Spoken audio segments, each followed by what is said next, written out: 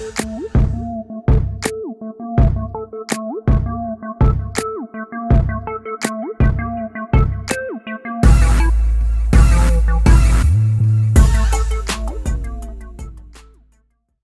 up, potato chips? This is your girl, Jerry Nicole, your favorite couch potato. I am coming to you with the second review in our catch-ups for NBC show Good Girls. Hopefully you had a chance to catch up with the show and check out my review. If you didn't, I'll make sure to link it in the description box or in the video itself. But let's get straight to this review for Good Girls Season 1, Episode 2, entitled Mo Money, Mo Problems. So, this episode, now they're trying to figure out how they're going to pay back our sexy local gangster. And he's going to be sexy local gangster until I figure out what his name is, okay? And then what they're going to do with Boomer. Because as you recall, last week, Annie and Beth ended up busting Boomer upside the head with the whiskey bottle, and he was unconscious. Now they have to figure out what the hell they're going to do with Boomer so that they don't get caught and they don't go to jail, because he did threaten to snitch. So this episode opens up with Beth at the house with the kids. Her youngest baby is telling her that the TV is broke, and then, you know, the other kids are at the island in the kitchen, and her oldest son, Kenny, is doing math homework. And she's asking Kenny, why don't you ever ask me to help you with the math homework? He goes, because you can't do math. I found that kind of funny that he doesn't think his mom can do math. But the only reason I brought that math up is because it does play an important part in the episode a little later on. And then we have Dean. Dean comes to pick up the kids. Dean is struggling, y'all. Dean so misses his family, so misses his wife. He is trying to get back home so desperately bad, to the point where he's saying to Beth, let me come over, I miss the kids. She's like, you've only been gone 2 days. She's like, look, I can mow the lawn, I can do this, that, and the third for you. I can even, you know, at least let me help with the TV. And she's like, I can figure it out. I know how to mow my own lawn, and I can turn on the TV. You turn on the TV by pushing select, input, and video, and whatever.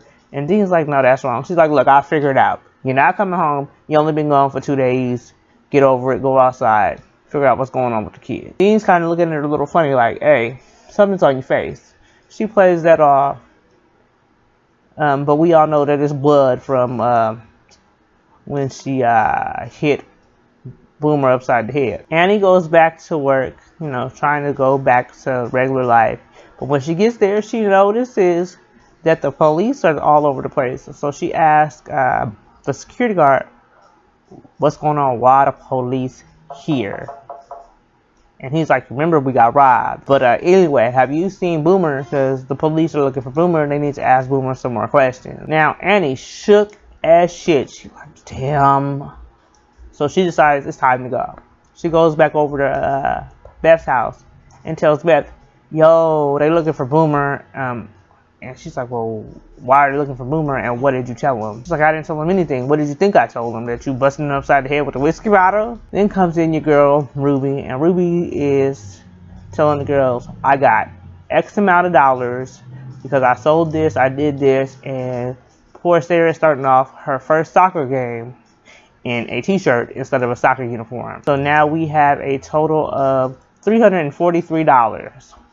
That brings us to a grand total of owing the local scary violent thugs $5,657. Please tell me that y'all did better so that we can hurry up and get out this bond. And of course, they didn't do no better.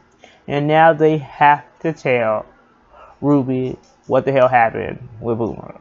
So they take Ruby outside, and that's when we find out that they done hog-tied Boomer and kidnapped him, and he's in the Beth's kids' treehouse in the backyard. I mean, well, damn, they didn't kill him, so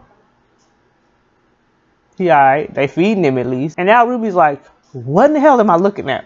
What is this? Why is this man hog-tied in the damn kid's treehouse? Like, what in the world is going on? So they go back inside, and they tell him, you know, Boomer was gonna snitch. He was gonna go to the police. And And he's like, and he tried to rape me, so he's a dick and a rapist. So, you know, it's self-defense. Beth is like, yeah, it's self-defense. My favorite line that Ruby said, after they said that this was self-defense, she says, how is hog tying a man, climbing him 12 feet above the earth, and hiding him in the treehouse? Self-defense. We're going to get back to Boomer a little later in the episode, because right now, Boomer is not their biggest concern. They've got to figure out where in the hell they're going to come up with the money to pay our sexy local gangster before they all end up dead. So Ruby asks, well, who is it that we know? And of course, Annie's like, that we can steal from? Nah, girl. Y'all can borrow the money from. Annie says, somebody who's rich and would be hurt if I was dead. So there goes the light bulb in Beth's head and Ruby's head. Annie looking stupid like, I don't know nobody. I don't know anybody. And they're like, come on, girl. You know somebody. And she's like, no, I don't know what you're talking about. They're like, come on, girl. This is our only hope. They want her to ask her ex because he is rich and he has a lot of money. She's like, no, I'm not doing it.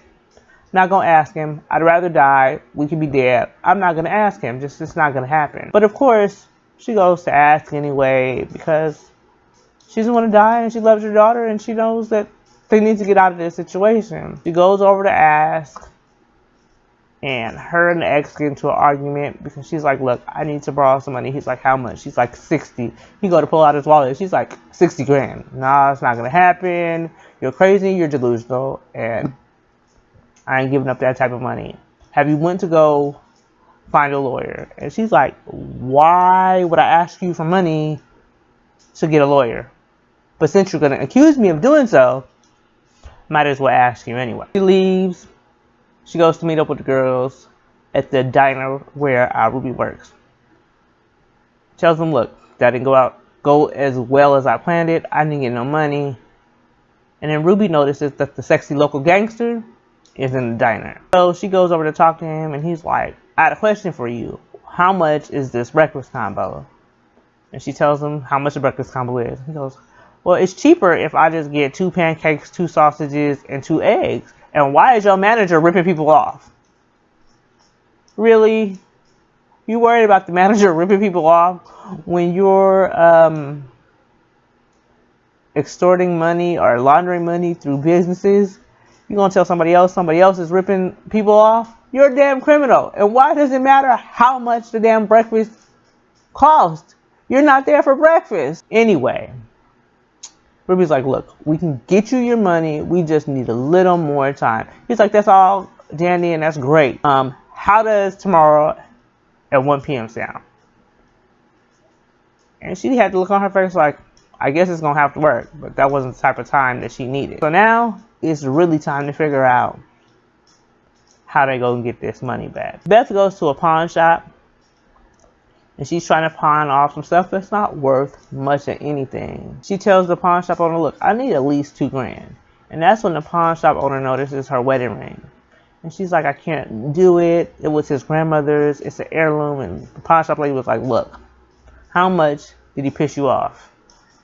You know, so she struggles with pawning it. But of course, in the end, she pawns it because they need the money. In the meantime, poor Dean is at work having a mental breakdown when a customer comes in to sell his car to get a Porsche.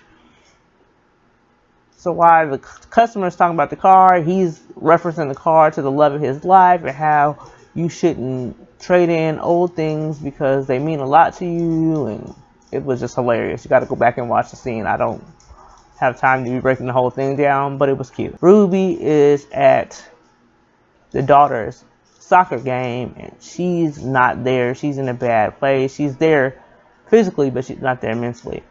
And Carl tells her, no, baby, we're winning. Everything in life is great. Our baby is good. So say it with me that we're winning. She's like, we're winning. He's like, say it better. She's like, we're winning. We're winning. And then he stands up and goes, we're winning. And Sarah turns around and is like, no, we're not, Daddy.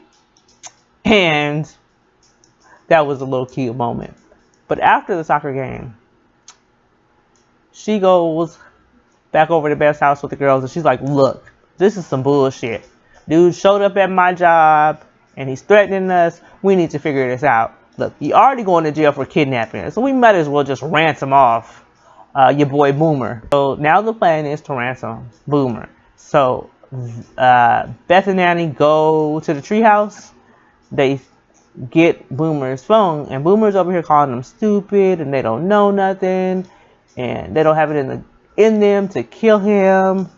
And they're like, you know what, you're right, we are stupid and we don't know anything, but we don't have to kill you. The elements will, because you could be here for months. So now Boomer shook. So they get back with Boomer's cell phone, and they're trying to call Boomer's Granny, who has all of this money. But Granny ain't answering the phone. They done called Granny about 20 times. So they decided, you know what, since Granny ain't answering, we'll just go to Granny's house and we'll break in and we'll get the money.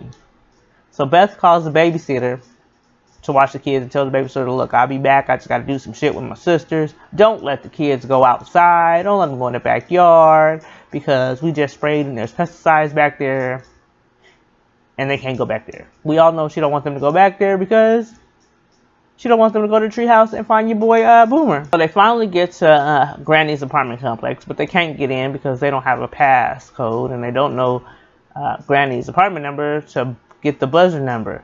So somebody finally lets them in.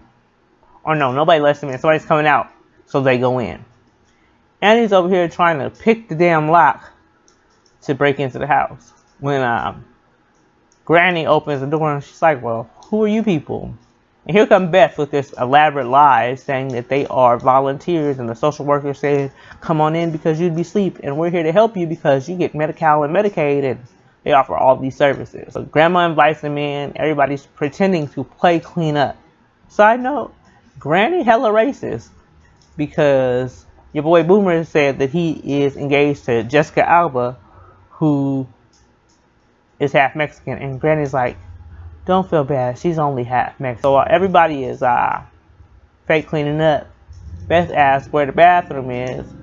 She goes into Granny's room, and they're looking for the stash money that they heard about. She can't find it. All of a sudden, she looks at Grandma's dresser, and she sees all of these pictures and all of these memories, and now she's got a change of heart. Now she wants to be a decent human being and not steal the money that they need so they don't die. All of a sudden, she looks over in the corner, and behind the boudoir is this bag of money. And as she goes to get the money, her cell phone rings. It's the babysitter calling because she can't figure out how to turn the TV on. She tells them, just tell the kids ain't no TV. But when she says there's no TV, she hears in the background the lawnmower. And she's trying to figure out what's going on in the background. So now she's shook. They gotta go. So she grabs the girls, tells them, we gotta go. Somebody's at the house in the backyard.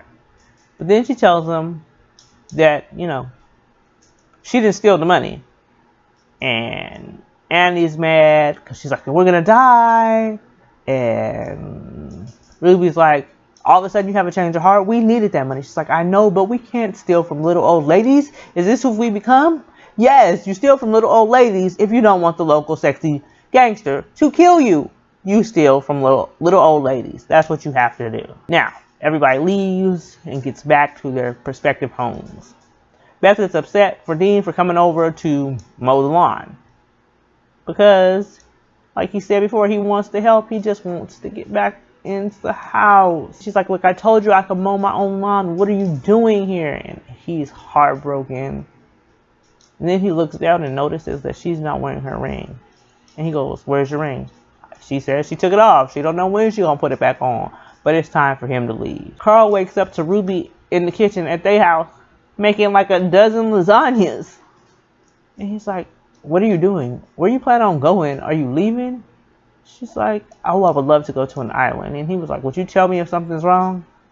She's like, look, nothing's wrong. I'm just making lasagna. Anita went out in the rain, soaking wet, over to her ex's house, telling him, you know, all these things about Sadie, how she uses a nightlight, how she's going to need a bra soon. And he's like, what are you doing here? Why are you telling me all this? And she pretty much says, I'm telling you this to let you know that I'm not going to fight you for custody. And he's like, why? And she's like, because I'm going through some things, so I'm not going to fight you for custody. Now it's time to pay up. You know, the day has come and the ladies are short. They don't have enough money. And now the local gangster is like, y'all short. Y'all don't have all my money. And Annie's like, nah, we're actually over. And he's like, nah, y'all short. Y'all don't have my money. So they pull out their shoebox of collectibles that they done stole from Granny's house. And she's like, you know what? These collectibles are worth thousands of dollars. And Ruby passes over some passcodes to eBay and some auction tips. He's like, look, I'm not selling no doll. He proceeds to break them. And then he has his boys smash up the whole house. And he's like, what are you doing? Ruby says, he's making it look like a home invasion. Now, my girl Beth got a gun to her head, and she tells the local gangster, look, you can kill us. It's not like other people that nobody is worried about when you kill them and throw them out with the trash. If you kill us, people are going to come looking for us because we take our kids to P.F. Chang's. We take orange slices to their games. Like, people will look for us. There will be a problem. You don't want to draw all that attention to yourself over a couple of $1,000s, do you? Because if you do, you're not as smart as you say you are. That would make you an idiot. So our local sexy gangster decides, okay, I'm not gonna kill you. Meanwhile, Boomer done finally escaped the treehouse. The ladies don't realize that he's escaped the treehouse because they're too busy cleaning up all the shit that the gangbanger done broke. But finally they realize that he is gone because they hear this thud outside. So now they gotta go figure out where the hell Boomer is and make sure that he don't tell the police. So they're driving, and he's like, can you drive any faster? Beth is like, I'm gonna do the speed limit. And he's like, why? Are you afraid to mess up your already pristine record? We already got kidnapping and robbery that's gonna be added to the record when we get caught. They finally catch up with Boomer. He's running into some construction site, maybe, I think it is. All you see is what do you call that machine that digs the holes to dig up the dirt? And then he falls into the dirt, and Annie's like, okay, I got this. And they're like, what are you gonna do? She says, don't worry, I got this. She gets out the car, she goes over to the hole where Boomer has fell in, and she undoes his pants. And in the car, Ruby's like, she's gonna cut his penis off. She's gonna cut off his peen. She just takes out his phone and snaps a picture. He goes, Boomer's like, what are you doing?